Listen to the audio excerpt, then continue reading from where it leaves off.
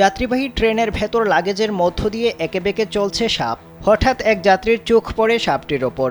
এরপর অন্যান্য যাত্রীরা আতঙ্কে হুড়োহুড়ি শুরু করেন। ঘটনাটি ঘটেছে ভারতে। দেশটির ভোপাল থেকে জাবালপুরে চলাচল করা শতাব্দী এক্সপ্রেসে এই ঘটনা ঘটেছে বলে জানিয়েছে এনডিটিভি। সাপ যাওয়ার পর ট্রেনের কর্মকর্তাদের সতর্কতা অবলম্বন করার নির্দেশ দেওয়া হয়েছে। এছাড়া রেলওয়ে নিরাপত্তা বাহিনী ঘটনাটি বিভিন্ন দিক থেকে তদন্ত করছে। কোনো যাত্রী বা দুষ্কৃতিকারী কি সাপ নিয়ে গিয়ে ট্রেনের ভেতর ছেড়ে দিয়েছে কিনা সেটিও তদন্ত করা হচ্ছে। এর আগে গেল 21 অক্টোবর গোয়া থেকে ঝাড়খণ্ডের মধ্যে চলাচল করা সাপ্তাহিক ভাস্কো দা গামা এক্সপ্রেস ট্রেনে একটি জীবন্ত সাপ পাওয়া যায়। স্যান্ডেলিনা সো রূপচর্চায় আভিজাত্য। ট্রেনটির এসি কোচের লেয়ার বার্থের পর্দায় সাপটি চলাচল করতে দেখেছেন একাধিক যাত্রী।